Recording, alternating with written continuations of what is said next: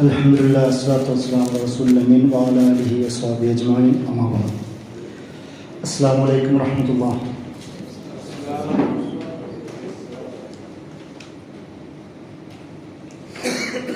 ഖിലാഫത്തിൻ്റെ വിവിധ വർഷങ്ങൾ, അതിൻ്റെ ചരിത്രം, ഖിലാഫത്തിൻ്റെ ഗതിമാറ്റങ്ങൾ, ഖിലാഫത്തിൽ നിന്ന് സൽത്തനത്തിലേക്കും മുലൂക്കിയത്തിലേക്കും അവിടുന്ന് വിവിധ രാജഭരണകൂടങ്ങളുടെ രൂപീകരണത്തിലേക്കും സാമ്രാജ്യങ്ങളുടെ രൂപീകരണത്തിലേക്കുമെല്ലാം നയിച്ച ഒരു ചരിത്രമാണ് നമ്മൾ സംസാരിച്ചു കൊണ്ടിരുന്നത്. ഖിലാഫത്ത് എന്നത് യഥാർത്ഥത്തിൽ എന്താണ്? ഒരു വ്യക്തി, ഒരു സമൂഹം, ഒരു ദേശം, ഇതെല്ലാം ഒരുമിച്ച് ഒരേപോലെ ഒത്തൊരുമയോടെയോ വിവിധ ഘട്ടങ്ങളിലൂടെയോ പ്രവർത്തിക്കേണ്ട ഇസ്ലാമികമായ ഒരാശയത്തിനാണ് ഖിലാഫത്ത് എന്ന് പറയുന്നത്.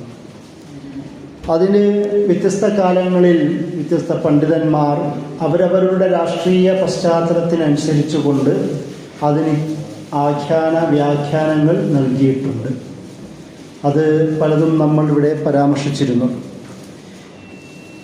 ഖിലാഫത്ത് എന്ന് കേൾക്കുമ്പോൾ നമ്മുടെ മനസ്സിലും ഒരു സാമ്രാജ്യം, ഒരു എംപയർ, ഒരുപാട് പ്രദേശങ്ങൾ ഒന്നിച്ച് ഒരു സുപ്രീം ലീഡറിൻ്റെ കീഴിൽ ഭരിക്കപ്പെടുന്ന ഭരണ സംവിധാനം എന്നതാണ് നമ്മൾ ഇപ്പോഴും മനസ്സിൽ വെക്കുന്നത്. യാതൊരു ആവശ്യവും ആ ചിന്തയ്ക്ക് വേണ്ടതില്ല എന്നാണ് പറയുന്നത്. ഷെയ്ഖുൽ ഇസ്ലാം ഇബ്നു തൈമിയ്യ ഈ ഒരു വിഷയം സംസാരിച്ചുകൊണ്ട് പറയുന്നൊരു പോയിൻ്റുണ്ട്. വിവിധ ഗവർണൻസുകൾ ഒരേ സമയം തന്നെ ഖിലാഫത്തുകളായി ഉണ്ടാവാം എന്ന് അദ്ദേഹത്തിൻ്റെ ഫത്വകളിൽ ഈ വിഷയം സംസാരിക്കുന്നത് കാണാം. ഇത് ഖിലാഫത്ത് എന്ന് പറയുന്നത് ഒരു അംബ്രല്ലയായി ഒരൊറ്റ കുടക്കീഴിൽ ഉണ്ടാവേണ്ടതല്ല, അല്ലാതെയും സംഭവിക്കാം എന്ന് പറയുന്നൊരു ചിന്ത അദ്ദേഹം തന്നെ 14-ാം നൂറ്റാണ്ടിൽ പറയുന്നത് നമ്മുടെ ചരിത്രത്തിലുണ്ട്. അതല്ലാതെ നമ്മൾ കൂടെ മനസ്സിലാക്കേണ്ടത്, നമ്മൾ സംസാരിക്കുന്ന പലപ്പോഴും പൊളിറ്റിക്കൽ ഹിസ്റ്ററിയാണ്. ഖിലാഫത്ത് എന്ന പേരിൽ സംസാരിച്ചതും അധികവും പഠിക്കുന്നതും രാഷ്ട്രീയ ചരിത്രമാണ്. ആ ഒരു പരിസരത്തിൽ അവർ നെഗറ്റീവായ അല്ലെങ്കിൽ വ്യക്തിപരമായ ജീവിതത്തിൽ ഒരുപാട് പ്രശ്നങ്ങൾ ഉണ്ടായിരിക്കെ തന്നെ, എന്നാൽ പൊതുസമൂഹത്തോടും, അതൊരു മുസ്ലിം ആണെങ്കിലും നോൺ മുസ്ലിം സമൂഹത്തോടും അവർ പുലർത്തിയ സഹിഷ്ണുതാപരമായ സമീപനങ്ങളെ നമ്മൾ പ്രത്യേകം നോട്ട് ചെയ്യുകയും പഠിക്കുകയും ചെയ്യേണ്ടതുണ്ട്. ഖിലാഫത്തിലൂടെ ഈ മുലൂക്കിയത്തിൻ്റെ കാലഘട്ടത്തിലും അല്ലെങ്കിൽ എംപയറിൻ്റെ കാലഘട്ടത്തിൽ പോലും പൊതുസമൂഹത്തിന് അവരെന്താണ് നൽകിയത്? നമ്മൾ ഖിലാഫത്ത് എന്ന് പറയുന്നതിനെ മുലൂക്കിയത്തായി പിന്നീട് മാറ്റപ്പെട്ടപ്പോൾ അത് ടോട്ടലി തന്നെ റോങ് ആയിരുന്നുവെന്നും അതുകൊണ്ട് നമുക്കതിൽ നിന്ന് മാതൃകയില്ല എന്നും ആശങ്കപ്പെടേണ്ടതില്ല. പലപ്പോഴും ഇതേ സൽത്തനത്തുകൾ തന്നെയാണ് ഒരുപക്ഷെ തമ്മിൽ ഭേദം തൊമ്മൻ എന്ന തരത്തിൽ പറയാവുന്ന തരത്തിൽ പോലും ലോകക്രമത്തിൽ ഒരു മുഴം മുന്നിൽ നിന്നത് മനുഷ്യാവകാശ സംരക്ഷണത്തിൻ്റെ പേരിലോ അല്ലെങ്കിൽ സാമൂഹിക നീതി നടപ്പിലാക്കുന്നതിൻ്റെ പേരിലോ സാമ്പത്തികമായ ക്രയവിക്രയങ്ങൾ, കൊടുക്കൽ വാങ്ങലുകൾ നീതിപൂർവമായി നടത്തുന്നതിൻ്റെ പേരിലോ പലപ്പോഴും മുന്നിൽ നിന്നത് ഈ പല മുസ്ലിം സൽത്തനത്തുകളും തന്നെയായിരുന്നു എന്ന് നമുക്ക് ചരിത്രത്തിൽ നോക്കുമ്പോൾ മനസ്സിലാക്കാൻ കഴിയുന്ന ഒരു കാര്യമാണ്. അതുകൊണ്ട് എല്ലാ സമൂഹത്തിലും ഉള്ളതുപോലെ പുഴുക്കുത്തുകൾ മുസ്ലിം സമൂഹത്തിലും സംഭവിച്ചിട്ടുണ്ട്. എല്ലാ സൽത്തനത്തുകളിലും നെഗറ്റീവും പോസിറ്റീവും പറയാവുന്നത് പോലെ തന്നെ മുസ്ലിം സമൂഹത്തിലും സംഭവിച്ചിട്ടുണ്ട്. ഓരോ സൽത്തനത്തുകൾ രൂപപ്പെടുമ്പോൾ പോലും അതേ സൽത്തനത്തിൽ തന്നെ നല്ലവരായ ഒരുപാട് ഭരണാധികാരികളും ഉണ്ടായിട്ടുണ്ട്. അവരുടെ ഒരുപാട് സേവനങ്ങളുണ്ട്. സുൽത്താൻ എന്ന് പറയുന്ന ഹൈലി പൊളിറ്റിക്കൽ അതോറിറ്റി കീപ്പ് ചെയ്യുന്ന അതേ സാഹചര്യത്തിൽ തന്നെ എന്നാൽ പൊതുജനക്ഷേമത്തിന് വേണ്ടി മാത്രം ശ്രദ്ധയൂന്നി ജീവിച്ച ഒരുപാട് ഭരണാധികാരികളും നമ്മുടെ ചരിത്രങ്ങളിലുണ്ട്. ഈ ഒരു ഇമേജ് നമ്മുടെ മനസ്സിൽ എന്തായാലും ഉണ്ടാവണം. എംപയറുകളുടെയും മുസ്ലിം രാജവംശങ്ങളുടെയും അല്ലെങ്കിൽ മുലൂക്കിയത്ത് എന്ന് പറയുന്ന ആശയത്തിൽ വന്ന ഒരുപാട് പ്രശ്നങ്ങൾ ഉള്ളപ്പോൾ തന്നെയും ഇങ്ങനെയും ചില സംഭവങ്ങൾ ഇസ്ലാമിക ലോകത്ത് കടന്നു പോയിട്ടുണ്ട് എന്ന് പറയുന്ന ഒരു ഇമേജ് നമുക്കുണ്ടാവണം. അതിൻ്റെ കൂടെ മുസ്ലിം രാജവംശങ്ങൾ സംഭവിച്ച തെറ്റുകൾക്ക് അത് തെറ്റായിട്ട് പറയാറുണ്ടല്ലോ, കോളേജ് സ്പേഡ്, തെറ്റുകാരനെ തെറ്റെന്ന് വിളിക്കാൻ തന്നെ നമ്മൾ തയ്യാറാവണം. അപ്പോളജിസ്റ്റിക് ആവേണ്ട യാതൊരു ആവശ്യവുമില്ല. അതുമാത്രമല്ല, വല്ലാണ്ട് ഡിഫെൻസീവായി മാറുന്ന, അവരങ്ങനൊന്നുമില്ല ഇങ്ങനെയാണെന്ന് പറഞ്ഞ് വിശദീകരണങ്ങൾ പറഞ്ഞുകൊണ്ട് തെമ്മാടികളായ ഭരണാധികാരികളെയും പോലും വെള്ളപൂശുക എന്നത് റേസിസ്റ്റ് പദപ്രയോഗമാണ്, അവരെ വളരെ വൃത്തിയാക്കിയെടുക്കുന്ന ആശയവും നമുക്ക് വേണ്ട. അപ്പോളജിസ്റ്റും ആവേണ്ടതില്ല, വല്ലാണ്ട് അവരെ സംരക്ഷിക്കുന്ന ഡിഫെൻസീവ് മെക്കാനിസവും സ്വീകരിക്കേണ്ടതുമില്ല. അതുകൊണ്ടാണ് ചരിത്രം എന്നത് വളരെ അനിവാര്യമായി പഠിക്കേണ്ട ഒരു വിഷയമായി മാറുന്നത്. ഇസ്ലാമിനെ കുറിച്ച് പഠിക്കുമ്പോൾ ഇസ്ലാം തന്നെ ആദ്യം പറയുന്നത് ആദം നബിയുടെ കഥയാണ്, ഒരു ചരിത്രമാണ്. പ്രപഞ്ചോൽപ്പത്തി പറയുന്നു, ആദം നബി അലൈഹി ഇസ്ലാമിൻ്റെ കഥ പറയുന്നു. ചരിത്രത്തിലൂടെ മുൻ വേദഗ്രന്ഥം വരുത്തിവെച്ച തെറ്റിനെ അല്ലാഹു സുബ്ഹാനഹു വ തആല തിരുത്തുന്നു. ഒറിജിനൽ സിൻ, ആദി പാപം എന്ന് പറഞ്ഞുകൊണ്ട് ഹവ്വയെ അധിക്ഷേപിക്കുന്ന ക്രിസ്തീയ കൺസെപ്റ്റിനെ തിരുത്തുകയാണ് സ്വർഗീയ ചർച്ചയിലൂടെ അല്ലാഹു സുബ്ഹാനഹു വ തആല ചെയ്യുന്നത്. പൈശാചിക പ്രചോദനത്തിൻ്റെ ഭാഗമായി ഹവ്വ ആദം അലൈഹി ഇസ്ലാമിനെ പ്രചോദിപ്പിക്കുകയും പ്രകോപിപ്പിക്കുകയും അതിൻ്റെ ഭാഗമായി പഴം പറിച്ചു തിന്നു എന്നതാണല്ലോ ക്രിസ്തീയ ബൈബിൾ നെറേറ്റീവ്. അള്ളാഹു അതിനെ തിരുത്തുന്നുണ്ട്. എന്താ പറയുന്നു? തഖബ്ബല ആദമു മിൻ റബ്ബിഹി കലിമാത്ത്. അള്ളാഹു ആദമിൽ നിന്നാണ് തൗബ സ്വീകരിക്കുന്നത്. അല്ലാഹു സുബ്ഹാനഹു വ തആല ഹവ്വയെ അവിടെ കുറ്റക്കാരിയായി ചിത്രീകരിക്കുന്നില്ല. അല്ലെങ്കിൽ അല്ലാഹു സുബ്ഹാനഹു വ തആല പറയുന്നു, രണ്ടുപേരോടുമാണ്, നിങ്ങൾ രണ്ടുപേരും ഒരുപോലെ അതിനോട് സമീപിക്കരുത്. രണ്ടുപേരെയും ഒരുപോലെ പറയുകയോ അല്ലെങ്കിൽ ആദമിനെ മാത്രം പറയുകയോ ചെയ്യുന്നു. ബിബ്ലിക്കൽ നരേഷനിൽ സ്ത്രീയെ കുറ്റക്കാരിയാക്കുമ്പോൾ അതിൽ നിന്ന് ഒരു സ്ത്രീയെ സംരക്ഷിക്കുന്ന ആദ്യ പ്രൊട്ടക്ഷൻ്റെ രീതി തന്നെ ഇസ്ലാം ചരിത്രത്തിൽ സ്വീകരിക്കുന്നുണ്ട്. എന്തിനു വേണ്ടിയിട്ടാണ്? ശരിയായ പെർസ്പെക്റ്റീവ് രൂപപ്പെടുത്തുവാൻ വേണ്ടിയിട്ടാണ്. അതുകൊണ്ട് നമ്മൾ ഏതൊരു ലോകത്താണെങ്കിലും ഏതൊരു വിഷയം പഠിക്കുമ്പോൾ പോലും ഹിസ്റ്റോറിസിറ്റി, ചരിത്രപരത അനിവാര്യമായി മാറുന്നു. നമ്മളുടെ ചരിത്രവും നമുക്ക് മുമ്പുള്ള ചരിത്രവും ലോകത്തിൻ്റെ ചരിത്രവും എല്ലാം അറിയുമ്പോഴാണ് നമുക്കതിൽ നിന്ന് ഇബറത്ത് ഉൾക്കൊള്ളാൻ കഴിയും. മുൻകാല സമൂഹങ്ങളുടെ കാര്യം പറയുമ്പോൾ അല്ലാഹു സുബ്ഹാനഹു വ തആല ഇബറത്ത്, ഗുണപാഠം ഉൾക്കൊള്ളുന്ന പോയിന്റ് വെച്ചുകൊണ്ടാണ് വിശദീകരിക്കുന്നത്. അതുകൊണ്ട് തന്നെ നബി സല്ലല്ലാഹു അലൈഹി വസല്ലമയ്ക്ക് ശേഷവും ഉണ്ടായ എല്ലാ സൽത്തനത്തുകളെയും ഖിലാഫത്തുകളെയും സംസാരിക്കുമ്പോഴും നമുക്ക് ആധുനിക മുസ്ലിം സമൂഹത്തിന് എങ്ങനെ അതിൽ നിന്ന് പാഠം ഉൾക്കൊള്ളാൻ പറ്റും എന്നതിലാണ് നമ്മൾ കൂടുതൽ ഫോക്കസ് ചെയ്യേണ്ടത്. അത് പറഞ്ഞുകൊണ്ടാണ് നമ്മൾ ഖിലാഫത്തിന് ആനന്തര ലോകത്തെക്കുറിച്ചിട്ടുള്ള ചർച്ചകളിലേക്ക് പോവേണ്ടത്. യഥാർത്ഥത്തിൽ ഖിലാഫത്ത് എന്നതിൻ്റെ നമ്മൾ നബി സല്ലല്ലാഹു അലൈഹി വസല്ലമയോ ഖുലഫാ റാഷിദയോ കാണിച്ചു തന്ന ആ ഒരു കൺസെപ്റ്റിൽ നിന്ന് മാറുന്നത് ആദ്യ നൂറ്റാണ്ടിൽ തന്നെ സംഭവിക്കുന്നുണ്ട്. ഹിജ്രി ആദ്യ നൂറ്റാണ്ടിൽ തന്നെ സംഭവിക്കുന്നുണ്ട്. മുലൂക്കിയത്തിലേക്ക് പോകുന്നു, പിന്നെ അവിടുന്ന് പ്രശ്നങ്ങൾ സംഭവിക്കുന്നു. അതുകൊണ്ട് തന്നെ മധ്യകാല പണ്ഡിതന്മാർ തുടങ്ങി പിന്നെ ഇങ്ങോട്ട് ആധുനിക പണ്ഡിതന്മാർ വരെയും ഖിലാഫത്തിനെ കുറിച്ച് വ്യക്തമായ കാഴ്ചപ്പാടുകൾ മുന്നിൽ വെക്കുന്നുണ്ട്. അതിന് ഉൽ അംറു മിൻകും, അതായത് ഭരണകർത്താക്കളോടുള്ള അനുസരണവുമായി ബന്ധപ്പെട്ട വർത്തമാനങ്ങൾ പറയുന്നത് കാണാം. ഷെയ്ഖുൽ ഇസ്ലാമിൻ്റെ സിയാസ ഷറായിയ എന്ന് പറയുന്നൊരു കിതാബ് പോലുമുണ്ട്. അതായത് ഷറായി അടിസ്ഥാനത്തിലുള്ള പൊളിറ്റിക്കൽ സ്റ്റാൻസിനെ കുറിച്ചുള്ള വർത്തമാനമാണ്. ആ കിതാബിൽ മുഴുവനും അതാണ് സംസാരിക്കുന്നത്. അങ്ങനെ ആവുമ്പോൾ ഭരണകർത്താക്കളോടുള്ള നമ്മുടെ സമീപനം എന്താവണം, അവർ ഉരുൾ അംറു മിൻകാവുമ്പോൾ അവരിൽ എത്രത്തോളം അവരോട് നമ്മൾ കടപ്പെട്ടിരിക്കുന്നു, എത്രത്തോളം പണ്ഡിതന്മാരുടെ ദൗത്യം എന്താണ്. പണ്ഡിതൻ എന്ന് പറയുന്നത് ഭരണകർത്താവിനോടും ഭരണകർത്താവിന് പണ്ഡിതന്മാരുടെ ദൗത്യമൊക്കെ വിശദീകരിച്ചുകൊണ്ട് അദ്ദേഹം സിയാസ ഷറഈയിൽ സംസാരിക്കുന്നത് കാണാം. ഇത് ആധുനികത എന്ന് നമ്മൾ പറയുമ്പോൾ എല്ലാ പണ്ഡിതന്മാർക്കും അവരവരുടെ കാലത്ത് ആധുനികമായിരുന്നു.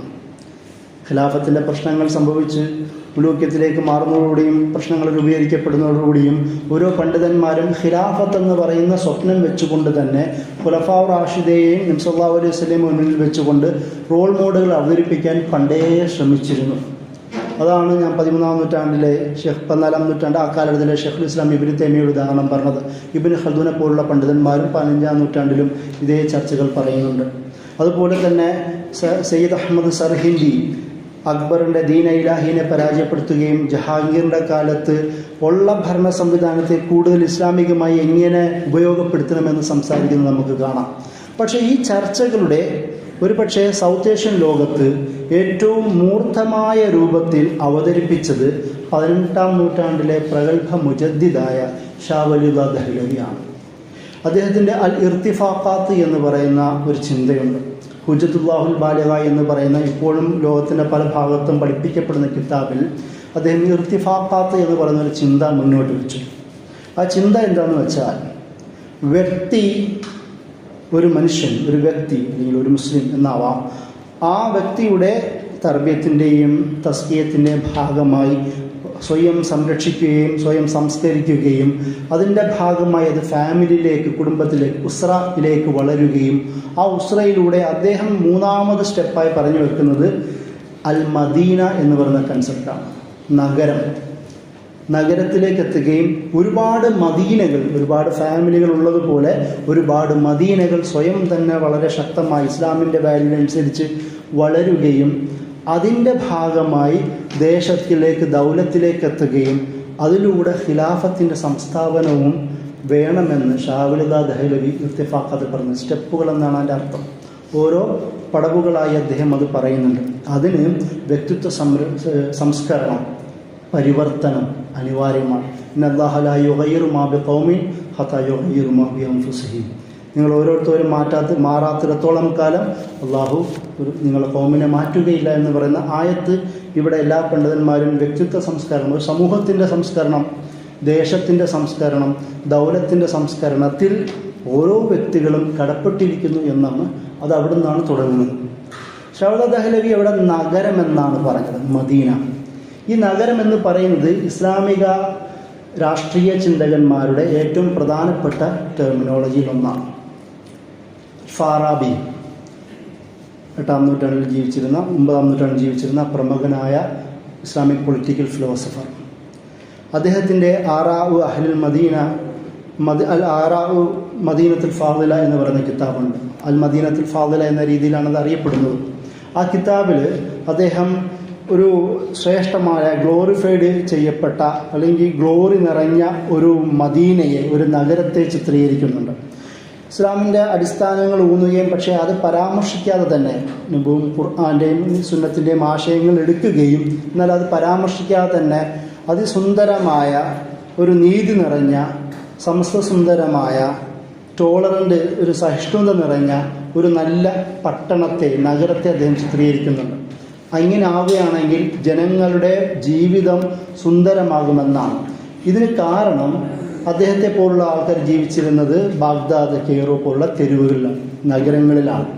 നഗരങ്ങളുടെ ഭദ്രത, സുസ്ഥിരത, അവിടെ ഉണ്ടാവുന്ന സഹിഷ്ണുത, അവിടെ ഉണ്ടാകുന്ന കൊളാബറേഷൻ, കോ എക്സിസ്റ്റൻസ് ഒരു സമൂഹത്തിൻ്റെ തന്നെ ഒരു ചിത്രമായിട്ടാണ് എല്ലാ പണ്ഡിതന്മാരും കണ്ടത്.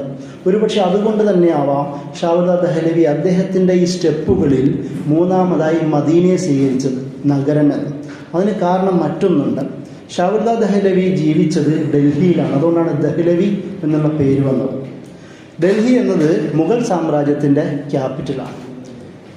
ആ ക്യാപിറ്റലാകുമ്പോൾ എല്ലാ ആശയ പ്രധാനങ്ങളും, ആശയ സംവാദങ്ങളും, കൊടുക്കൽ വാങ്ങലും, സാമൂഹിക, സാംസ്കാരിക, രാഷ്ട്രീയ, ആത്മീയ, സാമ്പത്തിക തുടങ്ങിയ എല്ലാ മേഖലയിലെ കൊടുക്കൽ വാങ്ങലുടെ എപ്പിസെൻ്റർ, പൊതുകേന്ദ്രം അത് ഡൽഹിയാണ്. അതിനെ മുന്നിൽ വെച്ചുകൊണ്ടാണ് ഷാവുല്ലാ ദഹ്ലവി ഒരു സമൂഹത്തിൻ്റെ വ്യാപനത്തിനും വളർച്ചയ്ക്കും, ക്രമപ്രവൃത്തമായ വളർച്ചയ്ക്കും നഗരം അനിവാര്യമാവുന്നതും, ഇങ്ങനെ ഒരുപാട് നഗരങ്ങളിലൂടെ ഒരു ദൗലത്ത് രൂപപ്പെടാൻ പറ്റുമെന്നും ആ ദൗലത്ത് ഒരു ഖിലാഫത്തിൻ്റെ, ഇസ്ലാമികമായ ഒരു ഭരണ സംവിധാനത്തിൻ്റെ സ്റ്റെപ്പായി മാറാമെന്നും അദ്ദേഹം പറയുന്നു. ഇതേ ആശയം തന്നെയാണ് മൗലാന മൗദൂദി 20-ാം നൂറ്റാണ്ടിലും മുന്നിൽ വെച്ചത്. മൗലാന മൗദൂദി മുന്നിൽ വെച്ചതിൻ്റെ ചെറിയൊരു വ്യത്യാസം, വ്യക്തി, കുടുംബം, നഗരം എന്നതിന് പകരം സമൂഹം എന്നാക്കി അദ്ദേഹം.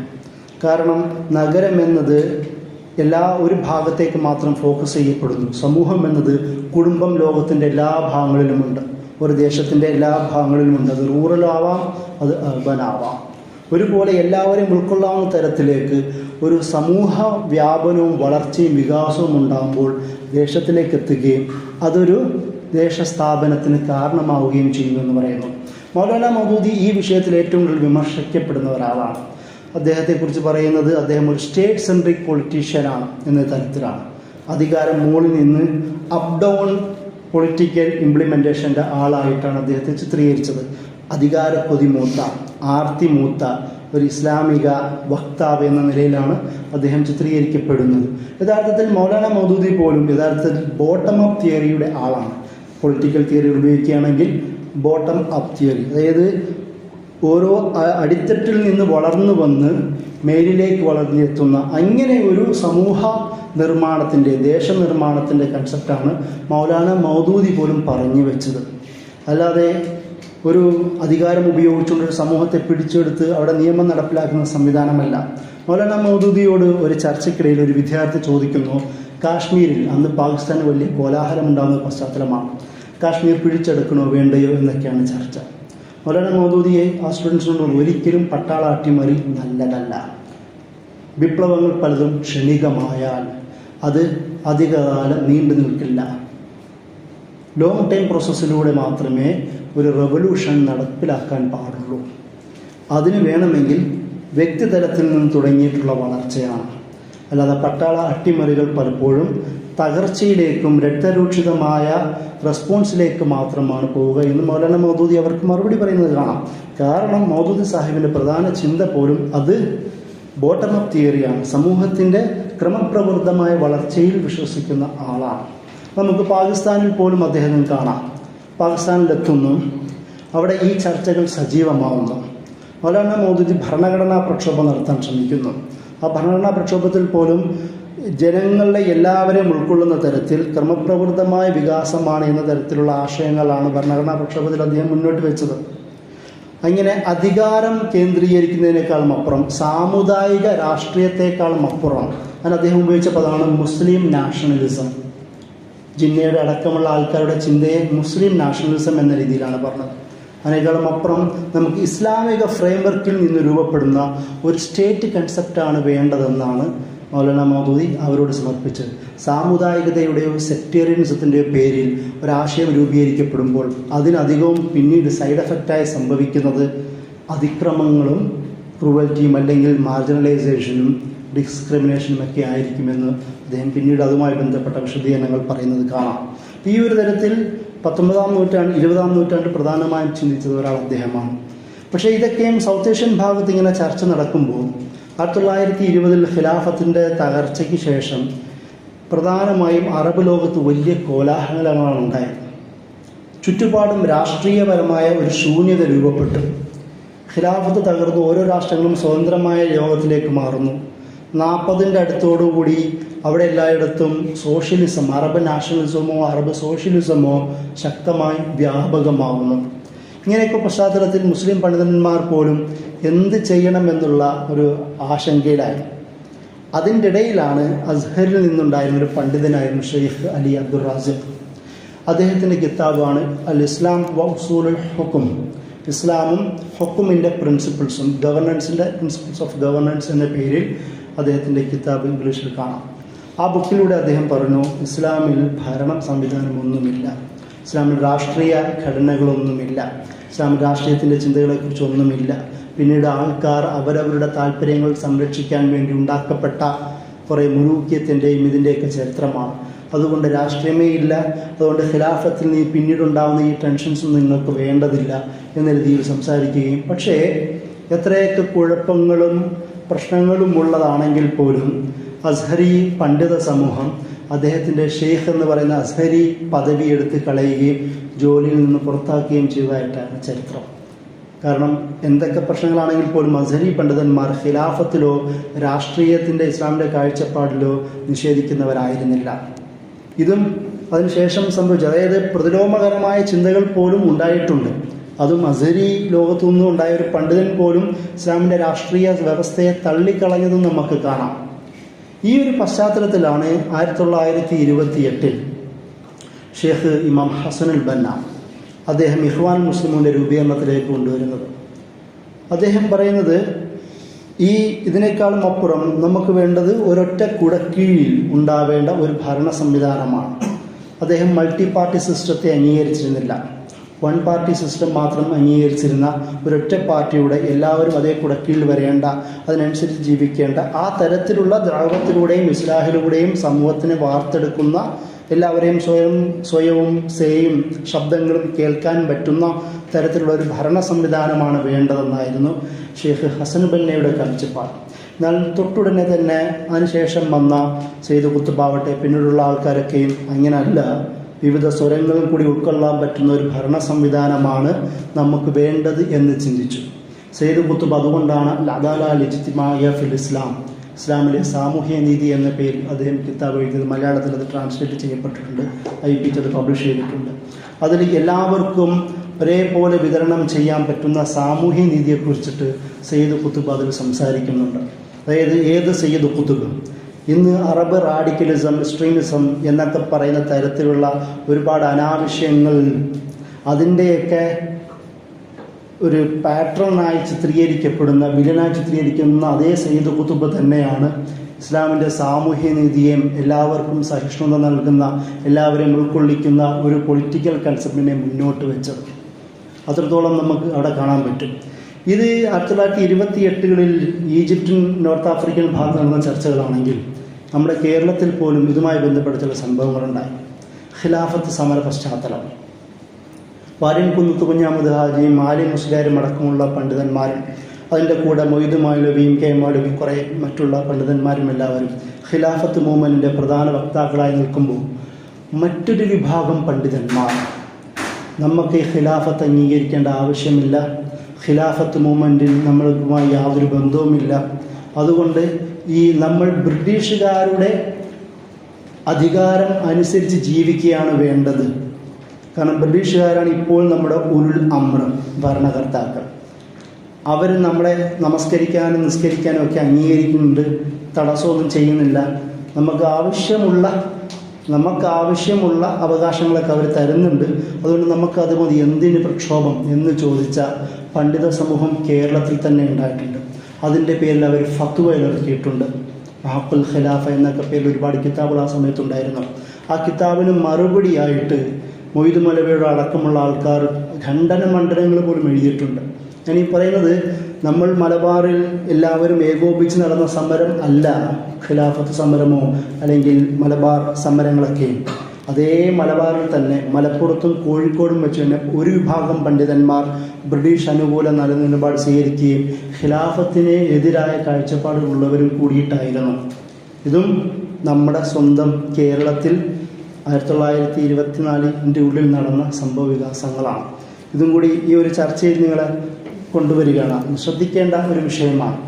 ഇതിന് ശേഷമാണ് മൗലാന മൗദൂദിനെ പോലുള്ള ആൾക്കാർ ഈ കാഴ്ചപ്പാട് പറയുകയും അതിൻ്റെ കൂടെ തന്നെ ഒരു സോഷ്യൽ കൺസെപ്റ്റിനെ കുറിച്ച് വ്യത്യസ്ത നിരീക്ഷണങ്ങൾ വിവിധ ഭാഗങ്ങളിൽ നിന്നുണ്ടായി. അതിൽ ഏറ്റവും രസകരമായ ചിന്തയാണ് മുസ്തഫ സിബാവി, ഇറാനിലെ ഇഖ്വാനിൻ്റെ പ്രധാന ലീഡറായിരുന്നു. അദ്ദേഹം പറഞ്ഞൊരു കാഴ്ചപ്പാടാണ് അൽ ഇഷ്തറാക്കിയ അൽ ഇസ്ലാമിയ, ഇസ്ലാമിക് സോഷ്യലിസം. അതായത് സിറിയൻ ഭാഗത്തു നിന്നാണ്, ഇന്നത്തെ സിറിയൻ ഭാഗത്തു നിന്നാണ് ബഷാർ അൽ അസദിൻ്റെയൊക്കെ പിതാവ് ഹാഫിദുൽ അസദിനെയൊക്കെ അട്രാക്റ്റ് ചെയ്ത ഒരു പ്രധാനപ്പെട്ട ഫിലോസഫറാണ് മിഷൽ അഫ്ലക്ക്. അദ്ദേഹം സിറിയൻ കമ്മ്യൂണിസ്റ്റ് സോഷ്യലിസ്റ്റ് ആയിരുന്നു. അദ്ദേഹത്തിൻ്റെ നേതൃത്വത്തിലാണ് അറബ് ഭാഗത്ത് അറബ് സോഷ്യലിസം വ്യാപിക്കപ്പെട്ടത്. ഇത് അന്ന് അവിടെയുള്ള മുസ്ലിം പണ്ഡിതന്മാർക്കൊക്കെയും ആകെ വിളറി പിടിപ്പിച്ച സംഭവമായിരുന്നു. എന്ത് ചെയ്യണമെന്നറിയില്ല. കാരണം മുസ്ലിം സമൂഹത്തിൽ ഒരുപാട് ഉച്ചനീചത്വങ്ങളുണ്ട്, അസമത്വങ്ങളുണ്ട്, ഡിസ്ക്രിമിനേഷൻ ധാരാളമാണ്. ഒരു ട്രൈബൽ സൊസൈറ്റി അധികമുണ്ട്. ചിലർക്ക് പൊളിറ്റിക്കൽ അതോറിറ്റിയുടെ മതം തന്നെ അധികാരമായി ഉപയോഗിച്ചുകൊണ്ട് പുരോഹിതന്മാരായി ജീവിക്കുന്ന ഒരു വിഭാഗങ്ങൾ വേറെയുണ്ട്. അങ്ങനെ സമൂഹത്തിലാണ് ഇതിനൊക്കെ പകരം നമുക്ക് സോഷ്യലിസം നടപ്പിലാക്കിയാൽ നന്നാവുമെന്ന് പറയുന്ന ചിന്ത സിസ്റ്റം എന്ന നിലയിൽ കൊണ്ടുവന്ന ഒരാശയമാണ്. നന്നായി പടർന്നു. നിങ്ങൾ നോക്കുക, 1940-കൾക്ക് ശേഷം ഇസ്ലാമിക ലോകത്ത് രൂപപ്പെട്ട ഒട്ടുമിക്ക രാജ്യങ്ങളുടെ ഭരണാധികാരികളും സോഷ്യലിസ്റ്റുകളോ നാഷണലിസ്റ്റുകളോ ആയിരുന്നു. നമ്മുടെ ഇന്ത്യൻ ഭരണഘടനയിൽ പോലും സോഷ്യലിസ്റ്റ് എന്ന് പറയുന്നൊരു ടേം നമുക്ക് കാണാം. നെഹ്റു സോഷ്യലിസ്റ്റ് ആയിരുന്നു, കമാൽ പാഷ നാഷണലിസ്റ്റ് ആയിരുന്നു, മുഹമ്മദ് അലി ജിന്ന സോഷ്യലിസ്റ്റ് നാഷണലിസ്റ്റ് ആയിരുന്നു. ഈ ബാസ് പാർട്ടി, ഇവർ രൂപീകരിച്ച ബാസ് പാർട്ടിയിലൂടെ ഇറാഖിലും സിറിയയുടെയും ചുറ്റുഭാഗത്തും രൂപപ്പെട്ടതെല്ലാം സോഷ്യലിസ്റ്റുകളായിരുന്നു. ഈ ഒരു പശ്ചാത്തലത്തിലാണ് മുസ്തഫ സബായി, അദ്ദേഹം പ്രമുഖനായ പണ്ഡിതനാണ്. അദ്ദേഹത്തിൻ്റെ കിതാബുകൾ മലയാളത്തിൽ IPH പബ്ലിഷ് ചെയ്തിട്ടുണ്ട്, ഫിഖ്ഹുമായി ബന്ധപ്പെട്ടതല്ല. അദ്ദേഹം ചിന്തിച്ചത് ഇസ്ലാമിനും ഉണ്ടൊരു സാമൂഹ്യ സമത്വത്തെക്കുറിച്ചുള്ള ചിന്ത. അതിന് അദ്ദേഹം പേര് കൊടുത്തത് ഇസ്ലാമിക് സോഷ്യലിസം എന്നാണ്. ഇസ്ലാമിനും സാമൂഹിക വ്യവസ്ഥയിൽ ഉച്ചനീചത്വങ്ങളെക്കാളും അപ്പുറം ഈക്വൽ പൊസിഷൻ നൽകുന്ന, എല്ലാവരെയും ഒരുപോലെ പാലിക്കുന്ന ഒരു സമത്വസുന്ദരമായ ഒരു കൺസെപ്റ്റും ഇസ്ലാമിനുണ്ട്. അതിന് നിങ്ങൾക്ക് വേണമെങ്കിൽ ഇസ്ലാമിക് സോഷ്യലിസം എന്നും വിളിക്കാം. ഇത് ഒറ്റപ്പെട്ട ഇഖ്വാനികൾ മാത്രമല്ല ഇങ്ങനെ ചിന്തിച്ചത്. അദ്ദേഹം ഇഖ്വാനി നേതാവായിരുന്നു. ഈയടുത്ത് മരണപ്പെട്ട 6-7 വർഷങ്ങൾക്ക് മുമ്പ് മരണപ്പെട്ട ഹസൻ ഹനഫി എന്ന് പറയുന്ന ഇഖ്വാനി പണ്ഡിതൻ, പ്രമുഖനായ ഈജിപ്ഷ്യൻ സ്കോളറാണ്. ആദ്യകാലത്ത് ഇഖ്വാനോട് ചേർന്ന് പ്രവർത്തിച്ച, എന്നാൽ പിന്നീട് സ്വതന്ത്രമായി തന്നെ മാറിയുന്നൊരു പണ്ഡിതൻ.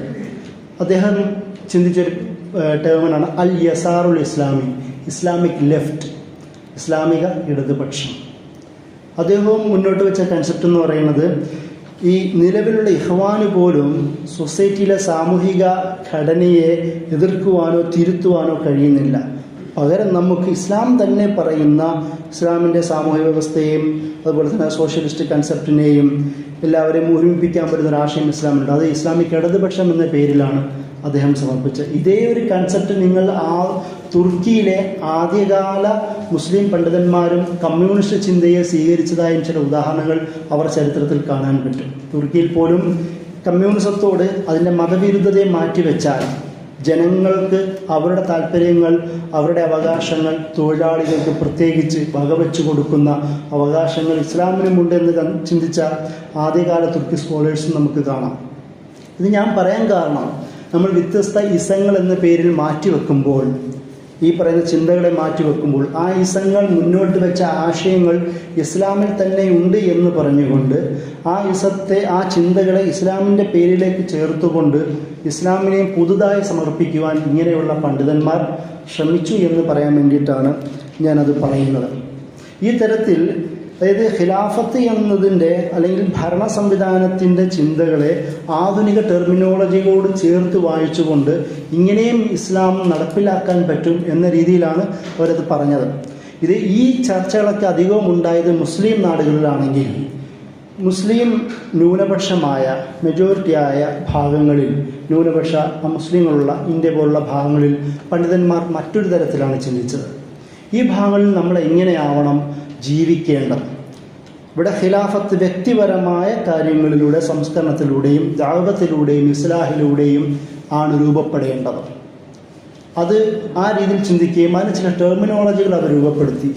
സാധാരണ ഇസ്ലാമിക ലോകത്തെ, ഇസ്ലാമേതര ലോകത്തെയും വേർതിരിക്കാൻ ഉപയോഗിക്കുന്ന 2 ടെർമിനോളജികളാണ് ദാറുൽ ഇസ്ലാമും ദാറുൽ കുഫറും, അല്ലെങ്കിൽ ദാറുൽ ഇസ്ലാമും ദാറുൽ ഹർബും, യുദ്ധത്തിൻ്റെ ലോകം എന്ന തരത്തിൽ, യുദ്ധത്തിൻ്റെ വേഗം എന്നുള്ള തരത്തിലാണ് വിശദീകരിക്കപ്പെട്ടത്.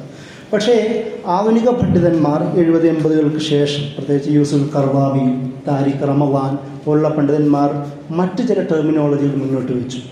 പ്രത്യേകിച്ച് യൂറോപ്യൻ പശ്ചാത്തലത്തിലാണ് ഈ ചിന്തകൾ കൂടുതൽ ചർച്ച ചെയ്യപ്പെട്ടത്. അവിടെ ഫിഖ്ഹി കൗൺസിലുകൾ കർവാബിയുടെ നേതൃത്വത്തിൽ വ്യാപകമായി.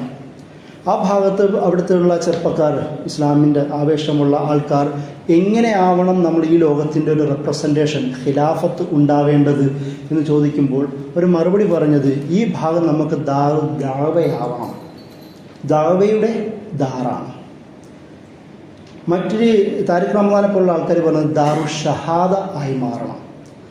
ഇത് നമ്മൾ സ്വയം തന്നെ ശരിയായ മുസ്ലിമായി മാറുകയും അതിലൂടെ നമ്മൾ സ്വയം മറ്റുള്ളവർക്ക് സത്യസാക്ഷ്യം വഹിക്കുന്ന ഒരു ലോകത്തിലേക്ക് എത്തണം. അതിന് ചില തിയറികൾ നമുക്ക് നബി സല്ലല്ലാഹു അലൈഹി വസല്ലമയുടെ കാലത്ത് തന്നെ കാണാം. തൗഹീദ് അല്ലെങ്കിൽ നുബുവത്ത് തുടങ്ങുന്നു. നുബുവത്ത് തുടങ്ങിയതിൻ്റെ ഏകദേശം ഹിജ്റയുടെ തൊട്ട് മുമ്പത്തെ വർഷമാണ് ഇസ്രാ മിറാജ് സംഭവിക്കുന്നത്. ആ സംഭവത്തിൽ മാത്രമാണ് നമസ്കാരം നിർബന്ധമാവുന്ന സാഹചര്യം ഉണ്ടാവുന്നത്. അതിനു മുമ്പ് വരെയും നമസ്കാരം നിർബന്ധമല്ല. സക്കാത്ത് നിർബന്ധമാവുന്നത് മദീനയിലെത്തിയതിനു ശേഷമാണ്. നമസ്കാരം നിർബന്ധമാവുന്നത് ഹിജ്റയ്ക്ക് തൊട്ട് മുമ്പുള്ള വർഷമാണ്. ഹജ്ജ് പിന്നീടാണ് നിർബന്ധമാവുന്നത്. നോമ്പും പിന്നീടാണ് മദീനയിലാണ് നിർബന്ധമാവുന്നത്. അപ്പോൾ അത്രയും വർഷക്കാലം, ഏകദേശം 12 വർഷക്കാലം അപ്പോൾ നബി സല്ലല്ലാഹു അലൈഹി വസല്ലം എന്താണ് ചെയ്തത്? ഷഹാദത്തുൽ ഹഖ്, സത്യത്തിൻ്റെ സത്യസാക്ഷ്യം നിർവഹിക്കുകയായിരുന്നു ചെയ്തത്.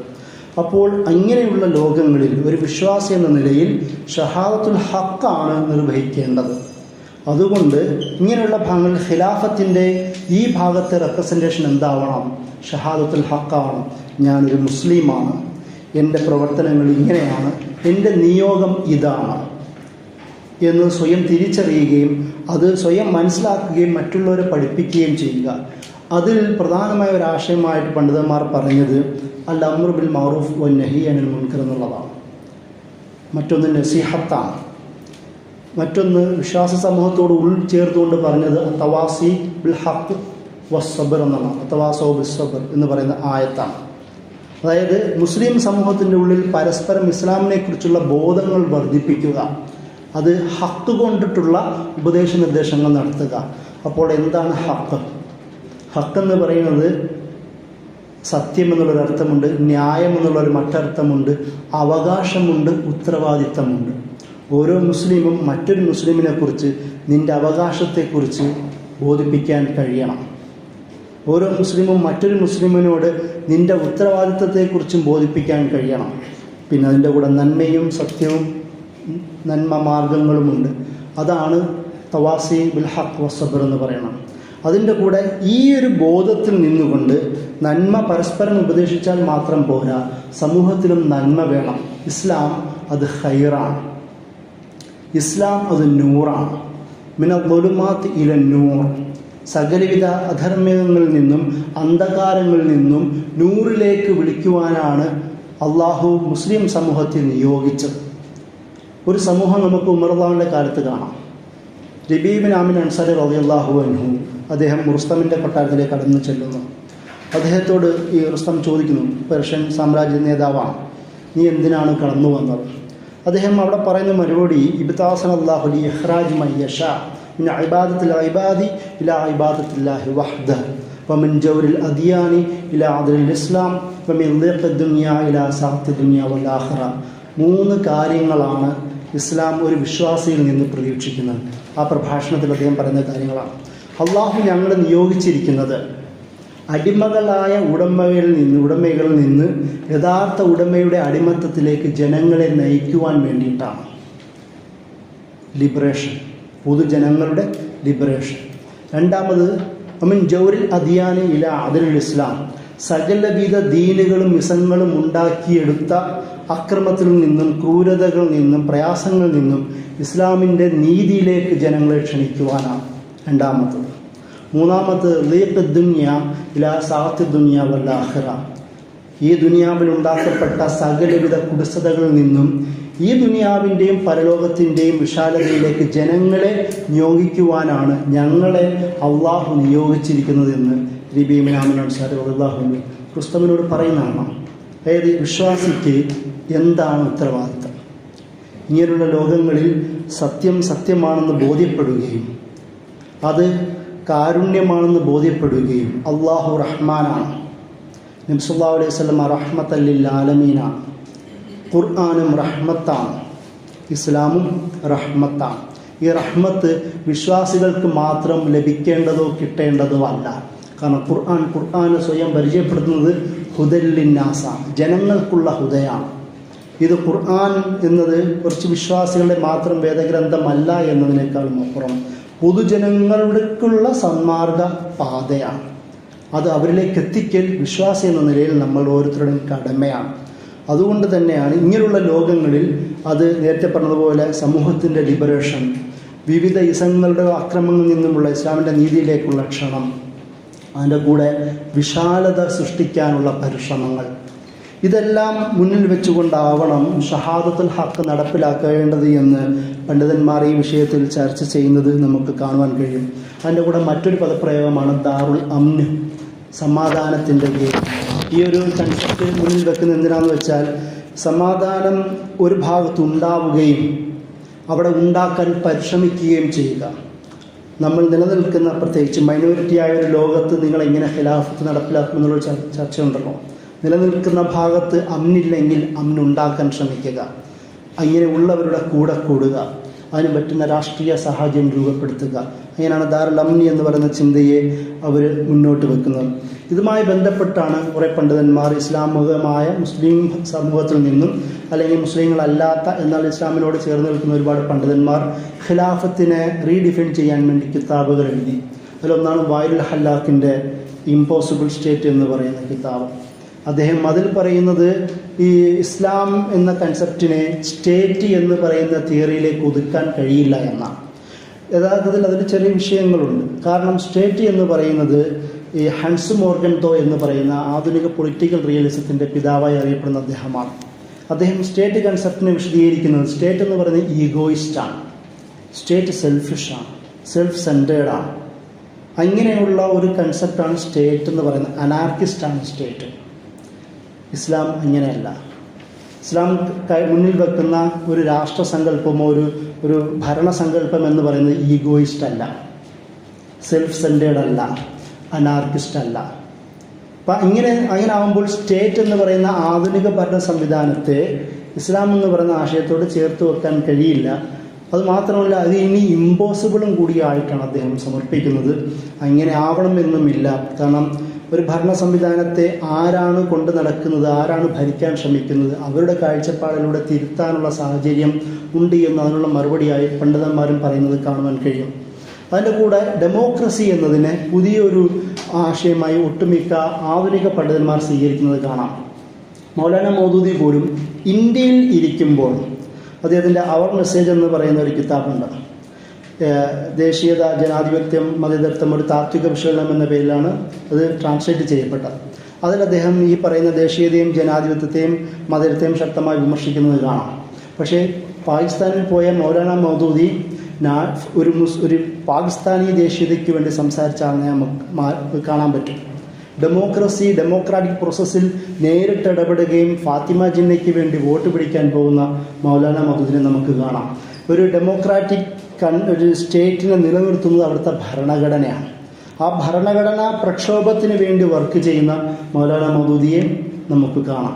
അതുകൊണ്ട് മൗലാന മൗദൂദിൻ്റെ ജീവിതത്തെ ഇങ്ങനെയുള്ള സ്റ്റേറ്റ് കൺസെപ്റ്റ് ചർച്ചകളുമായി ചേർത്ത് വെക്കുമ്പോൾ നമ്മൾ അദ്ദേഹത്തിൻ്റെ രണ്ട് കാലഘട്ടങ്ങളും ചേർത്തുകൊണ്ട് വായിക്കുകയാണ് വേണ്ടത്.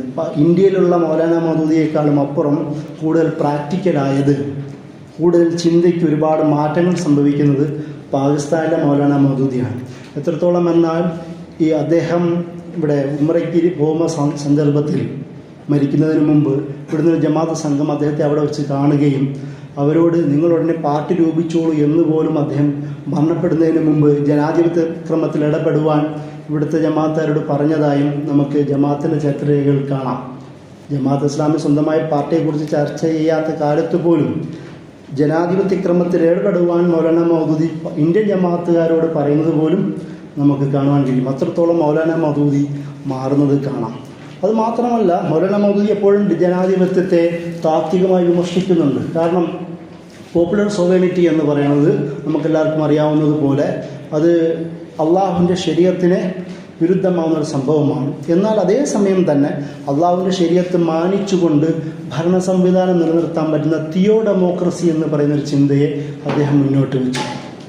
ഒരു സ്റ്റേറ്റ് സംവിധാനം, ഡെമോക്രാറ്റിക് പ്രോസസ്സിലൂടെ ഭരണ സംവിധാനം ഉണ്ടാവുക, അവിടെ അള്ളാഹുവിൻ്റെ ശരീഅത്തിന് എന്ന നിലയിൽ തിയോ എന്നുള്ള പദവും ബാക്കി ഡെമോക്രാറ്റിക് പ്രോസസ്സിലൂടെ തിരഞ്ഞെടുക്കപ്പെടുന്ന ഭരണ സംവിധാനം ഉണ്ടാവുന്നതിന് കുഴപ്പമില്ല എന്ന് മൗലാന മൗദൂദി പറഞ്ഞു വെച്ചു. എന്നാൽ മൗലാന മൗദൂദിയുടെ ഈ ഡെമോക്രാസിയോടുള്ള വിമർശനത്തെ പിന്നീടുള്ള പണ്ഡിതന്മാർ, റാഷിദ് ഗന്നൂഷി അടക്കമുള്ള പണ്ഡിതന്മാർ അത് കുറച്ച് കൂടിപ്പോയി, അത്രത്തോളമൊന്നും വേണ്ട, ഡെമോക്രസിക്ക് വലിയ പ്രശ്നങ്ങളൊന്നുമില്ല, നമുക്ക് സ്വീകരിക്കാം എന്നുള്ള കാഴ്ചപ്പാടുകാരനാണ് ഇപ്പോൾ ജീവിക്കുന്ന റാഷിദ് ഗന്നൂഷിക്കുള്ളത്.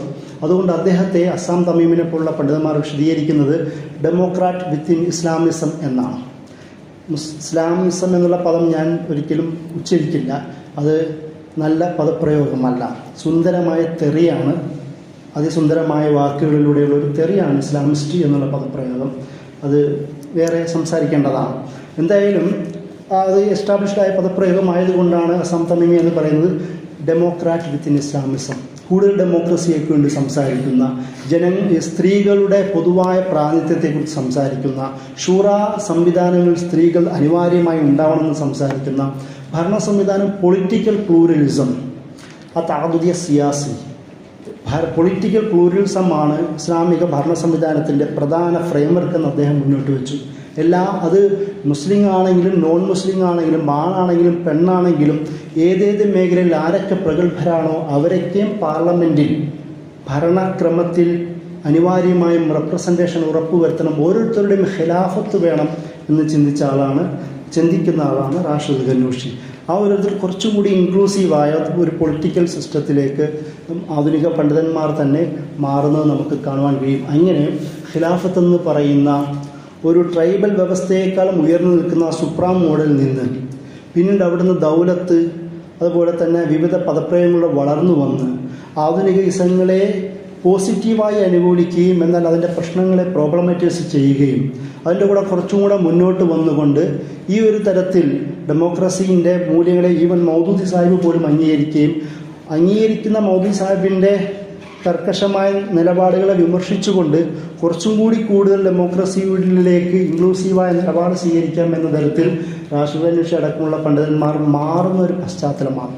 അതുകൊണ്ട് ഇവരൊക്കെയും പറഞ്ഞു വെക്കുന്നത് ഏത് ഭരണ സംവിധാനമാണോ അത് ഏറ്റവും നന്നായി നല്ല രീതിയിൽ വർക്ക് ചെയ്യുകയാണെങ്കിൽ അത് ഇസ്ലാമികമായി മാറാം എന്നൊരു ചിന്തയുമുണ്ട്. റാഷിദ് ഖന്നൂഷിയുടെ പത്രപ്രവർത്തകൻ ഈ അറബ് സ്പ്രിങ്ങിൻ്റെ പശ്ചാത്തലത്തിൽ നഹ്ള പാർട്ടി ട്യൂണീഷ്യയിൽ ജയിക്കുകയും അവിടെ രൂപപ്പെടുകയും ചെയ്യുന്ന ഒരു പശ്ചാത്തലത്തിൽ ചോദിച്ചു, ഇപ്പോൾ നിങ്ങൾ ഇനി ശരീഅത്ത് നടപ്പിലാക്കാൻ പോവുകയാണോ? അദ്ദേഹം പറഞ്ഞത് നീതി എവിടെ ഉണ്ടോ അവിടെയാണ് ശരീഅത്ത്, അതിൻ്റെ പ്രത്യേക പേരുകളുടെ ആവശ്യമില്ല എന്ന് അദ്ദേഹം അവിടെ മറുപടി പറയുന്നത് നമുക്ക് കാണാം. ഇങ്ങനെ കൂടുതൽ ഒരു ആധുനിക കൺസെപ്റ്റിലേക്ക് ഉൾക്കൊള്ളുന്ന തരത്തിലേക്ക് ചിന്തകന്മാർ മാറുന്നുണ്ട്. മറ്റൊരു പ്രധാനപ്പെട്ട പ്രത്യേകത ലിബറൽ എക്കണോമി രൂപപ്പെടുന്നു, ഗ്ലോബലൈസേഷൻ ശക്തമാവുന്നു, അതുപോലെ തന്നെ ഇൻ്റർനെറ്റ് ലോകമൊക്കെയും വരുന്നതും സ്റ്റേറ്റിൻ്റെ അതിർത്തികൾ ലംഘിക്കുന്ന തരത്തിലേക്ക് ആശയവിധാനങ്ങളും രൂപങ്ങളും ഉള്ളുമ്പോൾ ഈ പുതിയ മാറ്റങ്ങളെ എങ്ങനെ ഉൾക്കൊള്ളണമെന്ന തരത്തിലേക്ക് പണ്ഡിതന്മാർ ചിന്തിക്കുന്നുണ്ട്. ലിബറൽ എക്കണോമി പോലുള്ള, ലിബറൽ എക്കണോമി പോലുള്ള, ഗ്ലോബലൈസേഷൻ പോലുള്ള, ഗ്ലോബൽ വില്ലേജ് എന്ന് പറയുന്ന യാഥാർത്ഥ്യമായി കഴിഞ്ഞ പശ്ചാത്തലത്തിൽ ഇതൊക്കെയും എങ്ങനെയാണ് സ്റ്റേറ്റ് കൺസെപ്റ്റിൽ ഒതുക്കാൻ പറ്റുമോ അല്ലെങ്കിൽ അതിനേക്കാളും പോകുന്നു എന്ന് പൊളിറ്റിക്കൽ തിയറ്റീഷ്യന്മാർ തന്നെ സംസാരിക്കുന്ന ലോകത്ത് ആധുനിക പണ്ഡിതന്മാരും അതിനോട് അനുബന്ധിച്ച് ചിന്തിക്കുന്നത് നമുക്ക് കാണാം. അതുകൊണ്ടാണ് അൽ ഇസ്ലാം വൽ ഔലമ, ആഗോളവൽക്കരണവും ഇസ്ലാമും എന്ന പേരിൽ കറവാവിയുടെ തന്നെ ഒരു കിതാബ് അദ്ദേഹം വിട്ടിരുന്നുകൊണ്ട് എഴുതിയിട്ടുണ്ട്. ആ ആഗോളവൽക്കരണത്തെ സംസാരിച്ചുകൊണ്ട് കിതാബുകൾ കാണാം. നാഷണലിസത്തെയും അംഗീകരിക്കുന്ന പണ്ഡിതന്മാരുണ്ടായിട്ടുണ്ട്. മുഹമ്മദ് അലി നഖബീൻ്റെ മലയാളത്തിൽ പബ്ലിഷ് ചെയ്ത ഇസ്ലാമും ദേശീയതവും എന്ന് പറയുന്നൊരു കിതാബുണ്ട്. ഐപ്പിച്ചാണ് പബ്ലിഷ് ചെയ്തതെന്നാണ് എൻ്റെ ഓർമ്മ. അതിൽ അദ്ദേഹം ആ വിഷയം സംസാരിക്കുന്നുണ്ട്. അത് മാത്രമല്ല ഈ നാഷണലിസത്തിൻ്റെ പ്രധാന ആശയങ്ങൾ 1 ഭരണഘടന, 2 പോപ്പുലേഷൻ, 3 ടെറിട്ടോറിയൽ ഇൻ്റഗ്രിറ്റി നിർവഹണം എന്നതാണ്. ഉമർ കാലത്ത് ഇത് 3 നടന്നിട്ടുണ്ട്. മദീന ചാർട്ടർ ഭരണഘടനയായും പോപ്പുലേഷൻ കൗണ്ട് ചെയ്ത ആളാണ് ഉമർ റളിയല്ലാഹു അൻഹു. 3 ടെറിട്ടോറിയൽ കൃത്യമായി നിർവഹിച്ച ആളാണ് ഉമർ റളിയല്ലാഹു അൻഹു. ഇതൊക്കെ വെച്ചുകൊണ്ട് ദേശീയതയുടെ ഒരു പ്രാഗ്രൂപമാണ് ഖിലാഫത്ത് എന്നൊക്കെ സംസാരിക്കുന്ന ചർച്ചകളും ഇസ്ലാമിക ലോകത്തുണ്ട്. അതുകൊണ്ട് ദേശീയത അത്രയും പ്രശ്നഭരിതമായ വിഷയമാണോ എന്ന് പോലും ചില പണ്ഡിതന്മാർ ചോദിക്കുന്നുണ്ട്. എന്നാൽ പോലും എല്ലാ ഇസങ്ങളുടെയും നെഗറ്റീവുകളെ മുന്നിൽ പ്രോബ്ലമറ്റൈസ് ചെയ്തുകൊണ്ടും അതിൽ നിന്ന് കൂടുതൽ പോസിറ്റീവായ ചിന്തകളെ ഉൾക്കൊണ്ടുകൊണ്ട് എങ്ങനെ മുസ്ലിങ്ങൾക്ക് ഭരിക്കാം എന്ന രീതിയിലാണ് ആധുനിക പണ്ഡിതന്മാർ ഇപ്പോൾ ചിന്തകൾ മുന്നോട്ട് വെക്കുന്നത്. ആ തരത്തിലാണ് ഇപ്പോൾ ഇജ്തിഹാദിൻ്റെ അല്ലെങ്കിൽ ഖിലാഫത്തിൻ്റെ പുനർവിചിന്തനങ്ങൾ നടന്നുകൊണ്ടിരിക്കുന്നത് എന്ന് പറഞ്ഞുകൊണ്ട് എൻ്റെ വാക്കുകൾ അവസാനിപ്പിക്കുകയാണ്. വാഹദവാൻ അൽഹംദുലില്ലാഹി റബ്ബിൽ ആലമീൻ. അസ്സലാമു അലൈക്കും.